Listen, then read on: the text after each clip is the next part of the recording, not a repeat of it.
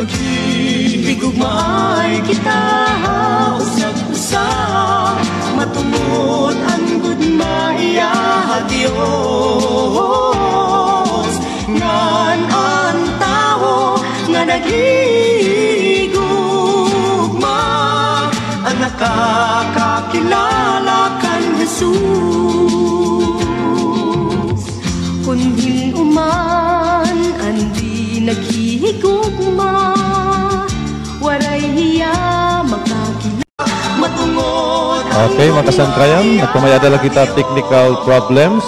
Linmuyan aton internet connection, pero salamat kay nakabalik kita pag reconnect. So hinaut unta nga ada kita mao pa kahimtang. Ate Vic, smile lagi hapon kita. Bisan medyo nawaraan kita makadali ano. Alright. So mao pa na nakabalik kita. O nga naada pa kamo, salamat han iyo padayon nga pag subaybayan naton taramdan an baton han imo problema. Okay. Maupay nga gabi, Ati Mita Songgalia, maupay nga gabi, haimo, and Diyos or good day, haimo yan na, ang Diyos mga panalangin, haimo kinabuhi, and ang Diyos maghahatag, haimo hinhura nga mga panalangin, yes, mga bendisyon, siri ang pulong sa Ginoo, ang Diyos magabalik kaimuhin 1,000 folds of blessing. Yes. Amen. Sobra pa. Hanap ang gini-expect na balik ang Ginoo. Okay, oo. Praise God. So, hiyatimita diri ini hiya nag-aalang pagbuligan niya pamilya. Yes. Okay, so padayong kita. Siguro Ate Vic, mag-pray kita yan. Ano? May natod yan na importante nga ampuan. Ano? Alright. Okay, so mag-ampo kita. Adi prayer request ni Kuya Joe Ladisma. Please pray for quickly recovery positive COVID-19.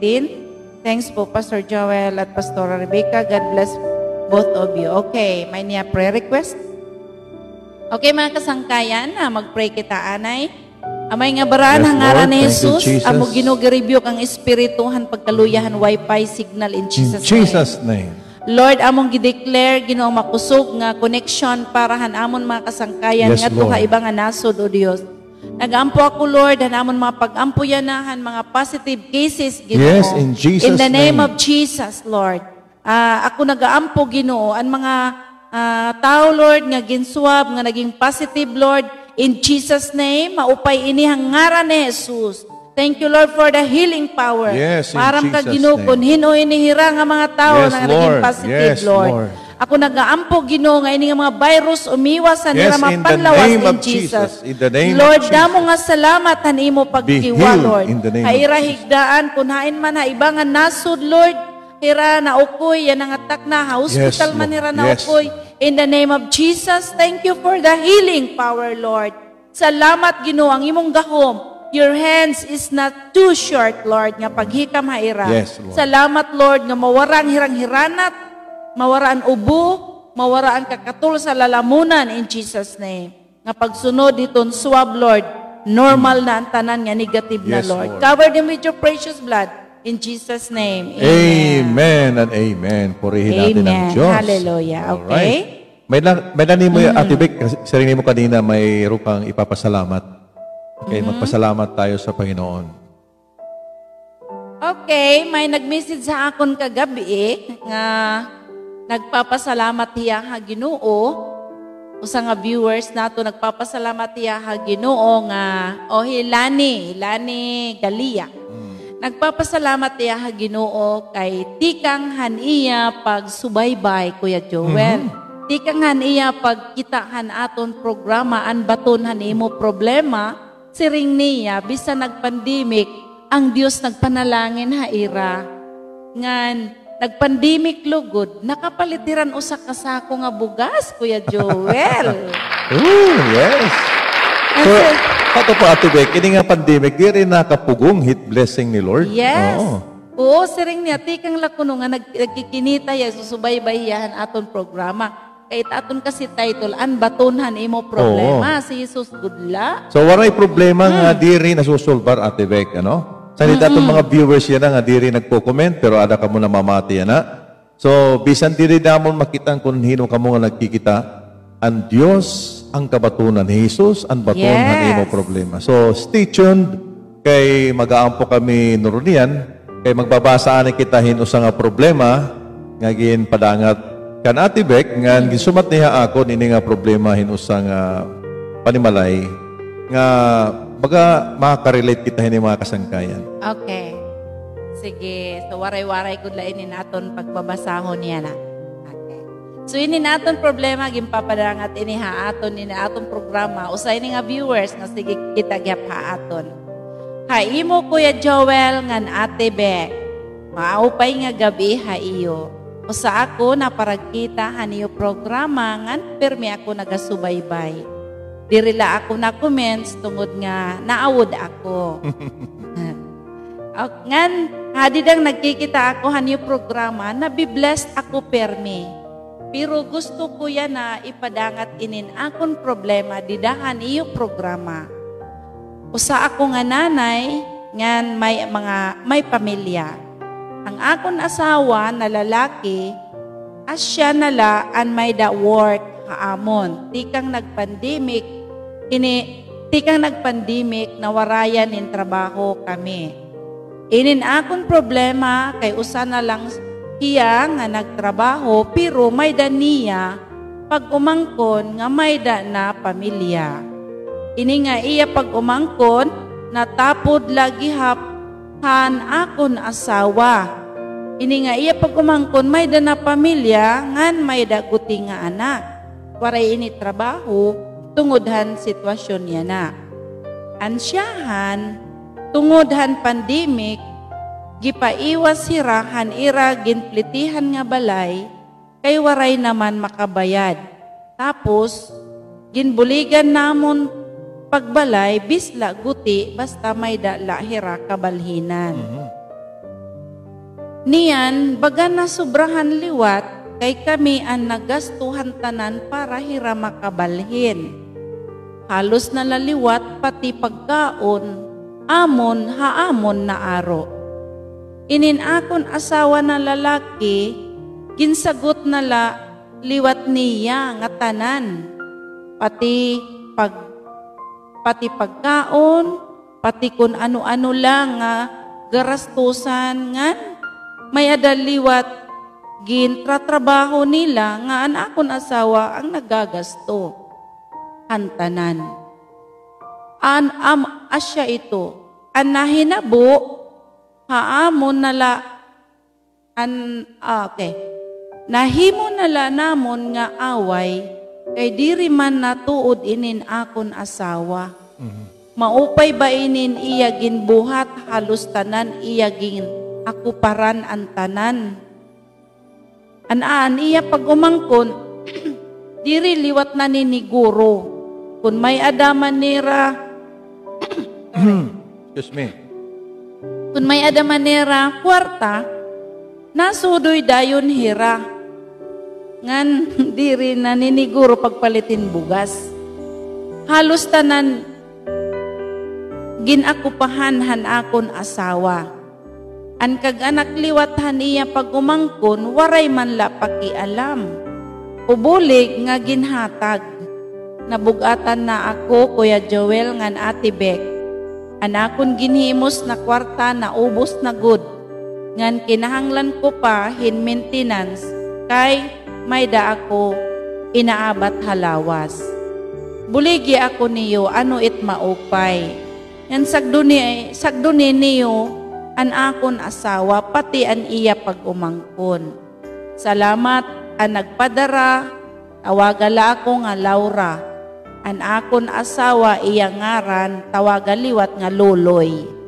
Okay. Laura nga ni Luloy. Okay, maupay nga gabi hay mo Laura nga Luloy. Nga siguro namamati ka mo yan na kaya nagsaring ka man didat imo surat, imo private message nga kada para pamatigod ano viewer naton han aton programa. So ano Ate Beck? Nakabati kita mga kasangkayan han surat. Ngan itabubugatan din ni Ate Beck iton asawa. Babaye. An babae hi Laura. Okay, para ha imo Laura, nakakaintindi kami it imo ginaabat, ha imo kinabuhi. Ngan dirlot naton mababasol Tagalogin natin, okay? Okay, para kay Laura ngayong gabi, mahirapan tayo ito, Ate Vic, ano? Naintindihan namin ang iyong nararamdaman. Kasi lalong-lalo na ngayon sa pandemic na limitado ang ating resources. Sinabi mo na siya lang ang nagtatrabaho ngayon at kasya lang sa inyo. At nalagdagan ang panggagastusin dahil may pamangkin ang iyong si Luloy na tinutulungan niya. At para kay Luloy, hindi po masama tumulong, Ate Vic, lalong-lalo na kung ating kadugo, ating loved ones. Hindi masama. Pero, meron pong limitations. Kasi ang una po nating pananagutan bilang magulang ay ating pong immediate family. Siguro ang ating ididil ngayon, Ate Vic, ay dadako muna na tayo sa salita ng Diyos upang ma-address natin. Kasi ang problema dito ay nandoon sa pag-umangkon, sa pamangkin. Na kapag merong pera ay hindi po ginagastos sa pagbili ng basic needs kagaya ng bigas, ulam, at sa kanilang pang-araw-araw na pangangailangan. Bumibili ng mga gamit at tapos kung may pangangailangan ay aasa naman sa kaniyang angkol. So, ngayong gabi, meron po akong babasahin na salita ng Diyos. Okay, dito po sa 2 Thessalonians chapter 3. Okay?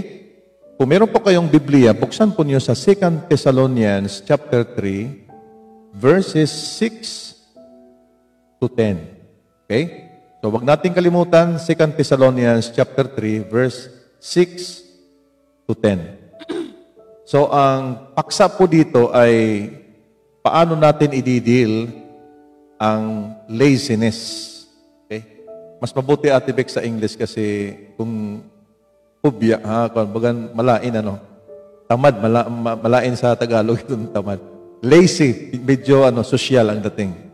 Lazy. Paano natin ma-overcome ang laziness? Kayo pong aming mga viewers, ay pwede kayong magsimula ngayon. Paano natin ma-overcome ang laziness sa ating buhay? Kasi minsan, pag ang tao ay nahuhubya, tinatamad, ay hindi siya naghahanap ng trabaho para magamit niya pag-sustain sa kanilang pangangailangan. Okay? So, babasahin ko po. Si Ate Vic pala. May kasama ko dito.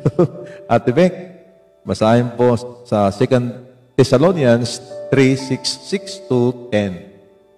Okay, 2 Thessalonians 3:6. In the name of the Lord Jesus Christ, we command you, brothers, to keep away from every brother who is idle, and does not live according to the teaching you received from us. For you yourselves know how you ought to follow our example. We were not idle when we were with you, nor did we eat anyone's food without paying for it.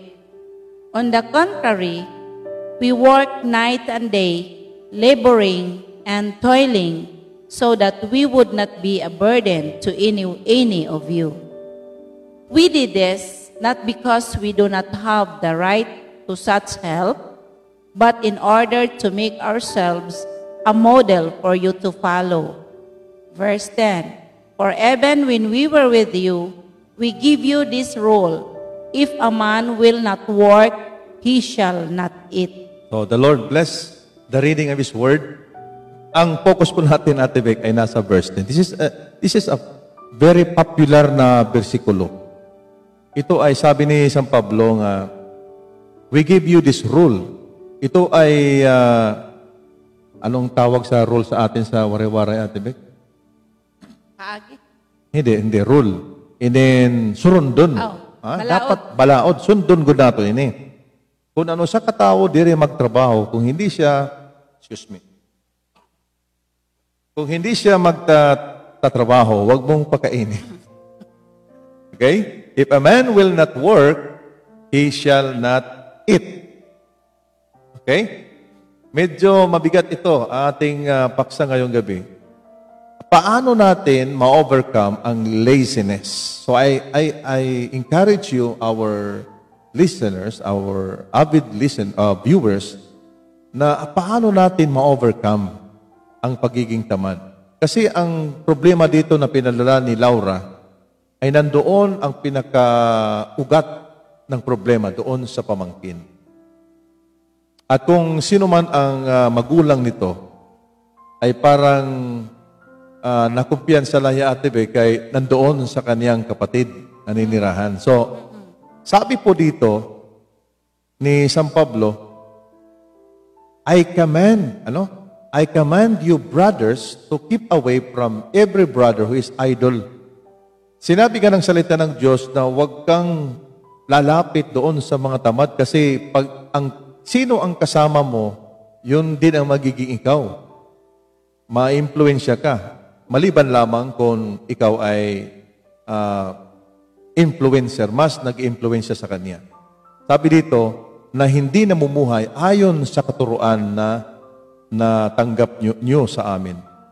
Sinabi ni San Pablo na kilala nyo kami na kung paano kami namuhay kasama ninyo, na hindi kami mga lazy, hindi kami hubya nung kami ay kasama ninyo. Although meron silang karapatan na tumanggap ng tulong, pero hindi kami kumakain ng pagkain na hindi namin binabayaran. Sabi niya sa verse 8, on the contrary, we work night and day. We work. So, biblical po, dapat ang mga Kristiyano ay nagtatrabaho. Amen. Okay? Yan po ang pag-overcome. Isa pong sumpa noon sa panahon ni Adan, nang sila ay nahiwalay sa Diyos dahil sa kanilang pag-rebelde sa Diyos, na ang pagkain nila ay nagmumula sa kanilang pagtatrabaho. Hindi sila makakain kung hindi sila magtatanim, magtatrabaho. So until now, the Word of God, ang salita ng Diyos ay nag-encourage sa atin na magtrabaho po tayo. Sabi dito, we work night and day, laboring and toiling so that we would not be a burden to any of you. So, kaya pala si San Pablo, kahit siya ay may karapatan na tulungan dahil siya ay minister, di ba sinabi mo Ate Vic kahapon na do not muscle. Tama? Huwag mong sampungan. Do not muscle an ox while treading the grain. Okay? A laborer is worthy. A laborer. Okay? Ang manggagawa ng Panginoon. Pero kung walang ang nagtatrabaho sa Panginoon. Pero kung walang ginagawa, natutulog lang, nanonood lang palagi ng nagpi-Facebook lang, tapos walang ginagawa, yan ay inuutos ng salita ng Diyos na i-motivate natin ang ating mga kasama sa bahay na magtrabaho. Magtrabaho ka naman.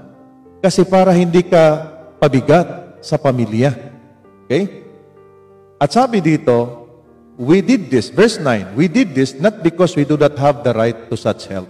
Alam ni San Pablo, meron siyang karapatan dahil siya ay nag-share ang salita ng Diyos. Gaya ng sinabi ni Ate Vic, maraming na-bless sa mensahe ni Ate Vic na ang mga nagtuturo ng salita ng Diyos ay dapat bahagian ng mga nakakarinig ng itinuturo.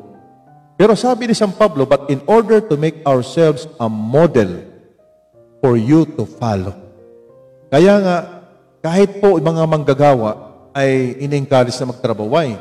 Kasi hindi natin maaasahan na ang simbahan ang mag-susupply ng ating pangailangan. So, inuutos po ng salita ng Diyos na kung ang tao ay hindi magtrabaho, huwag mong pakainin. Ha? Ate Bek, kung di magtrabaho ay pagpakauna. Okay? Literal ito, Ate Bek, hindi ito spiritual. Ha? This is literal. Kasi kapag ang tao walang disiplina, ang number one po na susi para sa akin, Ate Bek, at iwan ko sa'yo, self-discipline.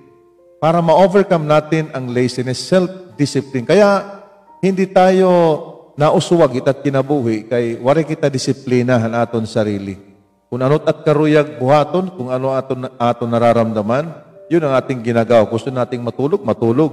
Kahit meron pa tayong gagawin. Although, sometimes we need to slow down naman. Di ba? Kung palaging nagtatrabaho, hindi naman maganda.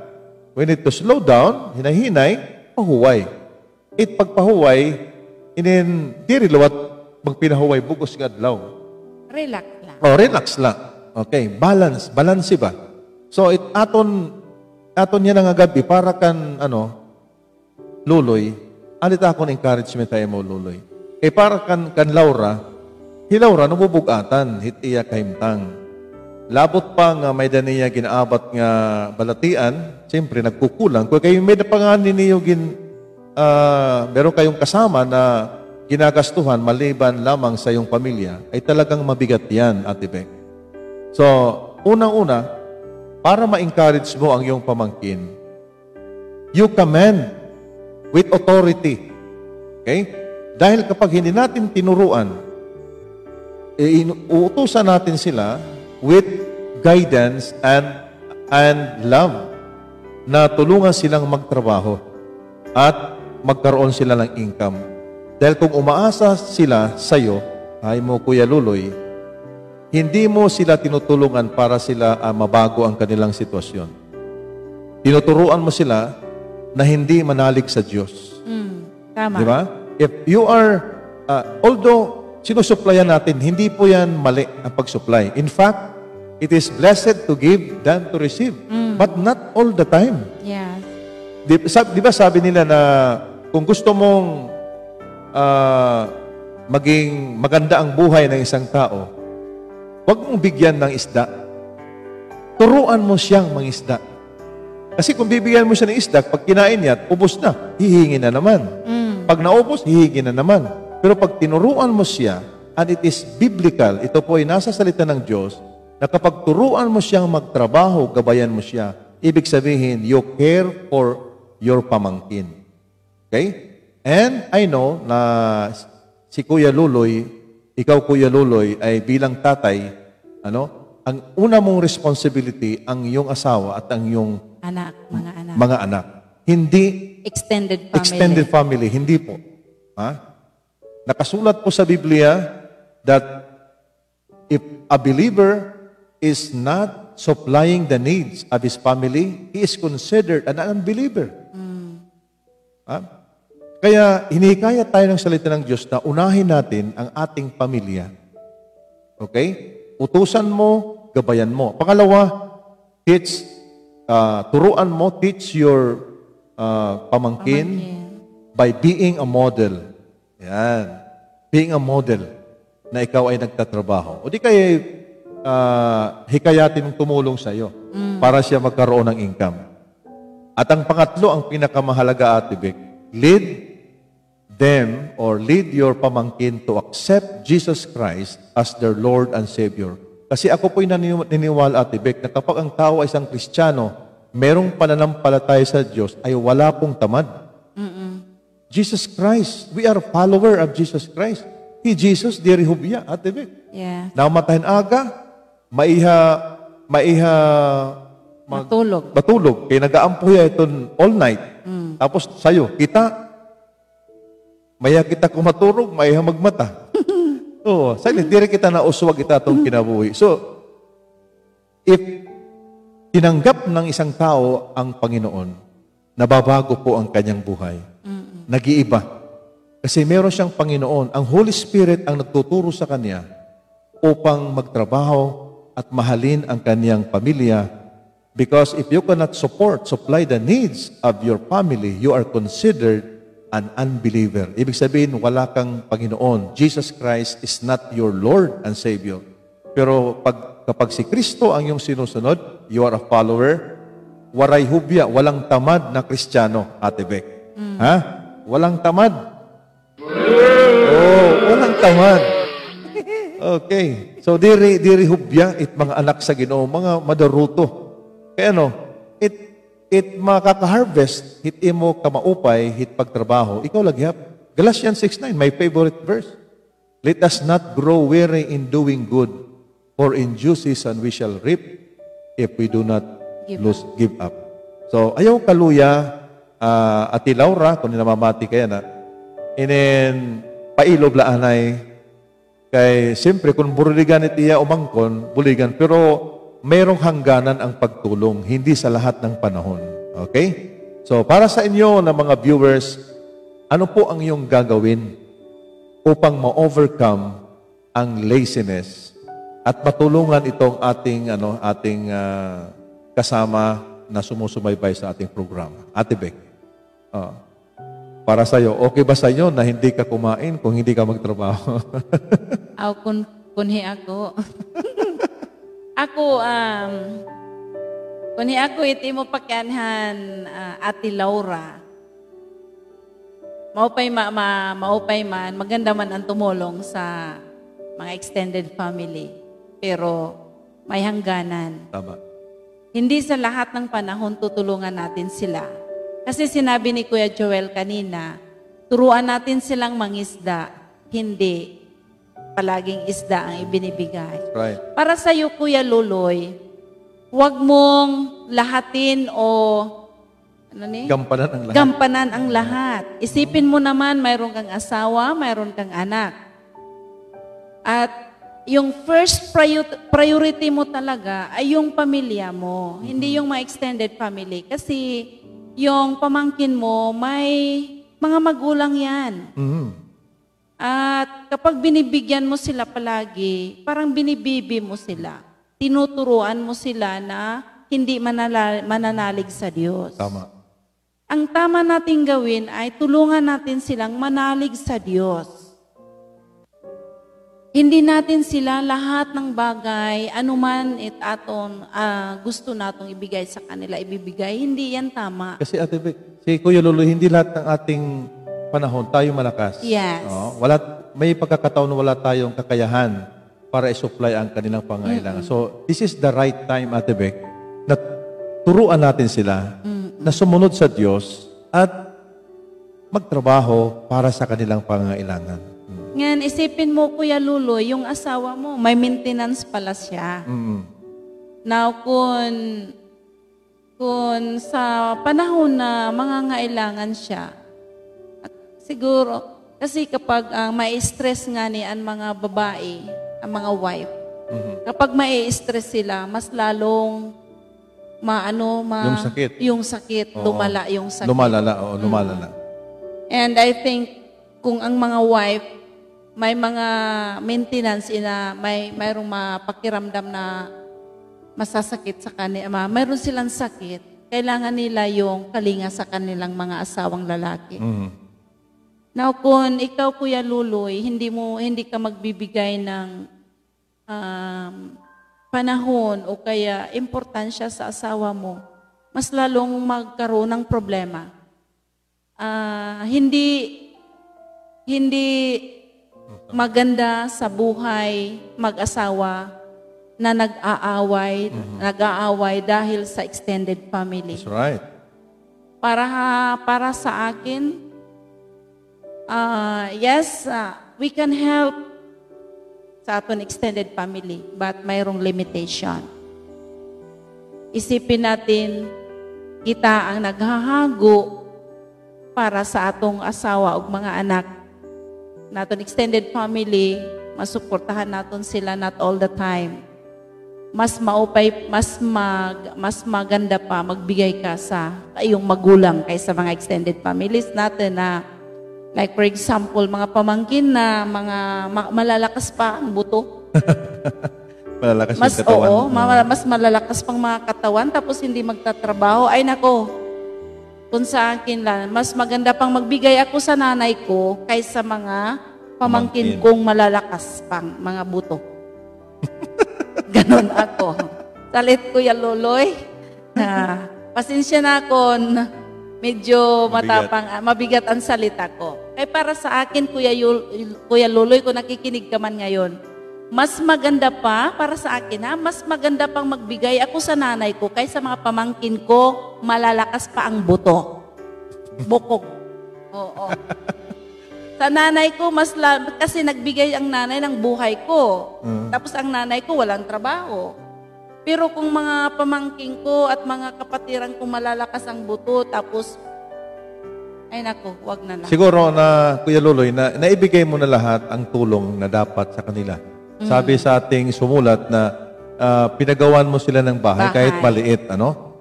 Pero hindi lahat ng kanilang mga kinakailangan pang araw-araw ay ikaw ang magsusupply. Siguro pwede isang beses, dalawang beses, pero kung all the time, ito'y dagdag, ano? So ito'y hindi na biblical. Kasi tinuturuan natin ang ating mga mahal sa buhay na hindi sila manimbasog, maniguro para mangitahin trabaho. Kay di rin man kita pababayaan ng Ginoo. Kaya nagsiring nga ni Jesucristo, nga bisa nito mga tamsi, diri ra nagtatanom, diri ra nag-aani, pero nagpapakaon ng Diyos. Oo. Okay. So, sige. Pasahon natin aton mga Pakinggan natin ang ating mga viewers sa kanilang mga idea kung ano. Kumusta, Sir Benedict Militante? Maupay nga gabi mo, sir. Maupay nga campus director, anong EBSU. Maupay nga gabi mo, Sir Ben. Sabi ni Ate Ana, ang taong tamad hindi dapat pakainin. Tama, Ate Ana. Nandyan yan sa Biblia. Sa Biblia yan. Baka sabihin nyo sa amin yan. Nandyan yan, ha? Dito sa 2 Thessalonians chapter 3, verse 10. Huwag niyong kalimutan, ha? 2 Thessalonians chapter 3, verse 10. If a man will not work, he shall not eat. Bisan pais na ko, naipagpais na ka. Diri good pakaunon. And literal ni Ate Vic, in New Testament, pagdisiplina, lalong-lalo na sa ating mga mahal sa buhay na hindi nagtatrabaho. Oo. Kaya kahit lang sa bahay, kung wala kang trabaho na wala kang income, pwede ka naman sa bahay, di ba? Tumulong, maglinis ng bahay, tumulong sa paglalaba, pagluluto. Oo, sige. may naalala kasi ako, pero never mind. Okay, siring ni Ate Eva Constantino. Hubya diri angay pagpakaunon. Parehas lang kanina. Kan Ate Beatrice Liwat, amin dapat gayud magtatrabaho. Gayud na gayud. Okay. Si Ate Marta Liwat, ang taong tamad ay walang mapapala, pero ang taong masipag, malayo ang mararating sa buhay. Ayos. Ayan. Malayo talagang mararating. Sabi pa ni Ate Marta, tama ayaw pagsalinihin kanon.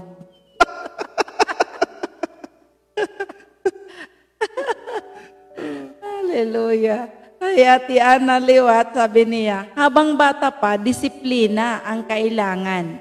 Para paglaki niya, hindi siya tamad. Turuan ang gawain. Walang mapupuntahan ang taong tamad. Tama yan, Ate Vic. Kung sa bahay pa lang sa ating tahanan at hubya na aton mga kaupo na balay, paano hira magtatrabaho ibang balay? Di ba? So, kami, Ate Vic, yung aming mga anak talagang 5 years old pa lang yung aming eldest. Marunong na magsaing. Just imagine, at magluto ng paksiw. 5 years old. Kasi pipihitin mo nilang gas, so alam niya magsaing. So at the age of 5 years old. So nakita namin. At yun ang pinaka-memorihan sa kanya. Pinaka-memory nga nangyari sa buhay ng kanyang lola. Silang dalawa. Natutos talaga siya, kaya ginugutom na siya. So kailangan niya magtuon. So salamat kami, Ginoo, yung aming anak ngayon ay kahit saan siya magtrabaho, ay talagang nagiging blessing siya sa kaniyang pinagtatrabahoan. Dahil kung kahit anong trabaho, tinatrabaho niya. Not because meron siyang posisyon sa kanyang trabaho. Kahit maliit na trabaho, ginagawa niya. Okay. Sabi ni Ate Betty, nasa Biblia ang hubya di dapat pakainin. Insiring na ito natin kanina. Siring ni Ate Yosel. 2 Thessalonians 3:10, ada ha Biblia, ha? Diri magtrabaho, ayaw pagpakauna. Sabi ni Ate Yosel, tama. Ni Ate Ana naman, family first. Okay, sabi ni Ate Yosel, tapos tinuruan mo siya kung paano tumayo sa sarili niyang paa. Tama.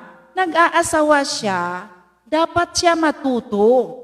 Nga responsibilidad niya yung asawa at anak niya. Hindi nga hindi nga manatili siyang humingi-hingi ng tulong sa kanyang angkol. At si angkol naman, tama na. Huwag naman lahat-lahatin. Tama nang may bahay. Oo. At bibigyan naman ng pangailangan nila. Kung Pero may pagkain, not all the time. not all the Not all the time. time. Oo. Oo, not all the time. Okay. Sabi ni, sa atin, Kuya Joel, nag-asawa kita. May mga time nga wala kitang pagkain, hindi kita humihingi sa ating mga magulang, di ba? Kasi Oo. sa prinsipyo ng Diyos niya, if a man shall leave his father and mother and shall cleave to his own wife, and they shall become one.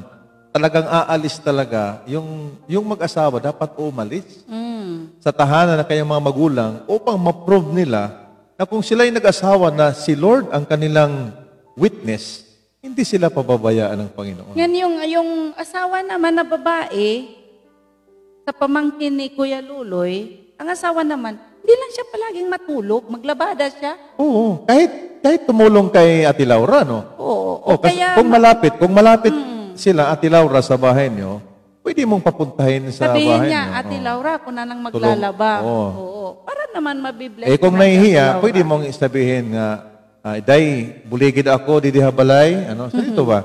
At Okay. least, okay. Sige, Ate Vic. Okay. Sabi ni Ate Angeline, it's better to give than to receive. Pero kung sugad naman naasa na la, maupay hito, kaistoryahan yan, diri na buligan para liwat hiya maniguro. Tama! Itaton mga viewers, galit.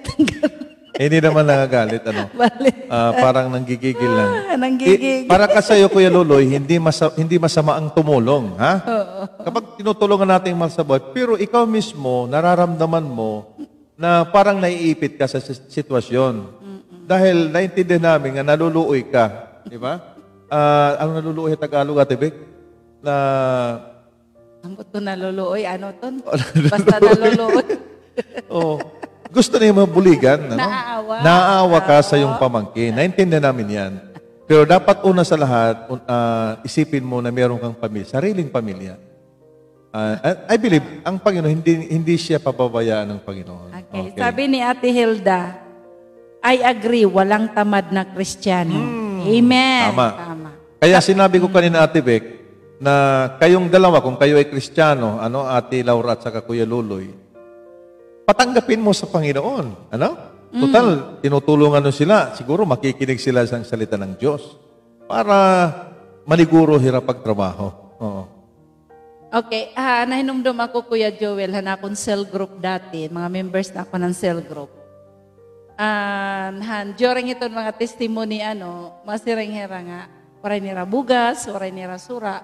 Tapos si ako, anak binubuhat, gintatagan ko hiram bugas, pero ako na anay hiragin tutot doan niya diri hirama, iinaro, diri hiram magpipinangutang, diri hiram magpinangayo, or humihingi palagi sa akin. Tinuturuan ko sila, manalangin kayo, pag wala kayong bigas, manalangin kayo, pag wala kayong pira, manalangin kayo sa Diyos dahil kami, ako din, pag wala akong bigas at pera, nananalangin ako. Model ako. Minomodel mo. Tapos tinutulungan ko, sabi ko, tinutulungan ko sila pag-pray during that time. Kaya dapat maging Kristiyano, Ate Vic. Kasi sabi ni Ate Hilda, walang Kristiyanong tamad. Okay. 100% ako dyan sold out na waray Kristiyano, nga hubya.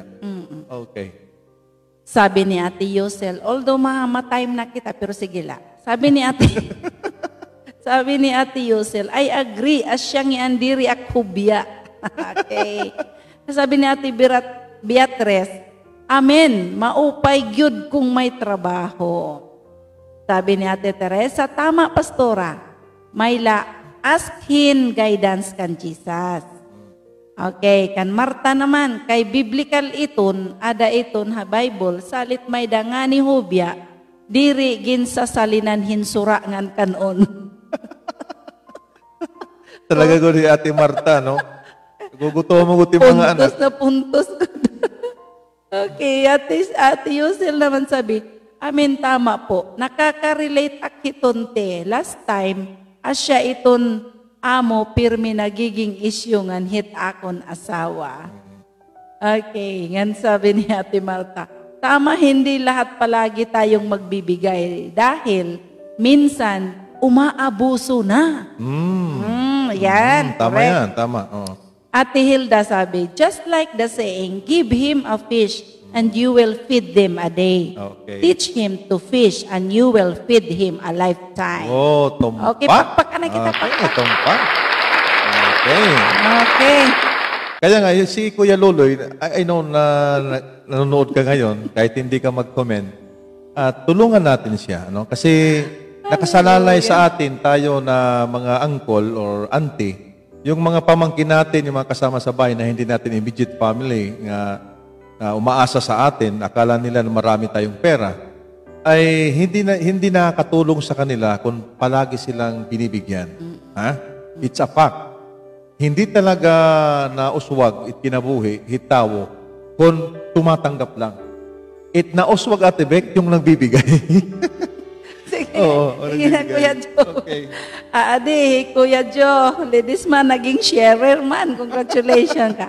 Amen po, walang anak ng Diyos na mga tamad.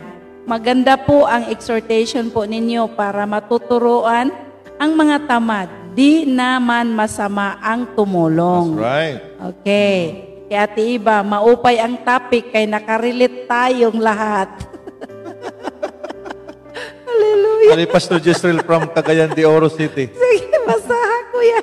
Okay. Sabi niya, maayo man ang mutabang ta sa atong igasig katawo. Pero gamito nato ang atong wisdom. Kay kung magpataka na tagtabang, kita mapoy tabanganan o ano ito ang tibig. Nakawara-wara. Okay. Balik ka. Dilang makita tibig. Ikot basa. Ako sige. Taas sarabaan ni oy. Ikot basa. Okay. Kuya Jezreel, Pastor Jezreel manatad. Maayo man ang mutabang ta sa atong isig katawo. Pero gamiton nato ang wisdom. Kay kung magpataka ratag tabang, kita na po'y tabanganan. O mahutdan ta, maayo lang og na ay mutabang. Dapat og mutabang na ay maayong sinabtanay sa mag-asawa. Tama. Pakpak sa ta. Okay. Para walay gubot. Ako mo agrikos pulong sa Ginoo, ang tapulan di naangay pakanon. Diri sa Cagayan de Oro, og naay mangayo sa ako og kwarta, niya tan-aw nako mas dako pa siya og lawas sa ako. Ako siyang ingnaon adto tas balay naay gunahon. Naay gunahon didto, suhulan ta ka. O kaya pahakuton nako og tubig. Tudluan ang tawong tapulan kay sa ingon ana nga paagi gitabangan nimo siya. God bless. Tama. Yes. Oo. Okay. Yan, adi pa. Siring pa ni Ate Angeline. Ako nga ni kundanay waray ko nahahatag para habalay. Diri ako nakaon kay naawod ako. Tinuod ito, Ate Beck, ano? Kaya labi ko na ako kat imo pamilya, imo kag-anak. Baka makaramod kumaon kung nagkukuhit na. Okay, Ate Beck, ipagpapatuloy natin ito. Ate Maria Cleopas. Totoo yun. Sana Laura ang luloy nanood ngayon. Agikanta kita. Magpapadayon kita. Bisan lampos na kita itatunuran. Nag-enjoy kitang tanan. Magkantanay kita madali, Kuya Joel, para break the ice sa naton mga inaabat. Hallelujah. Okay. Aristio.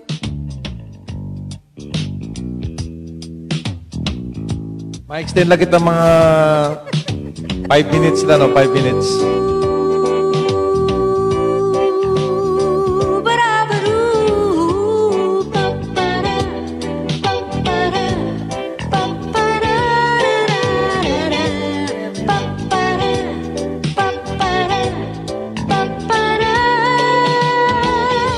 Pisang paman kun hain ka, kinunumduman ko, bisan pa kun nalakat ka, di ka magpusa.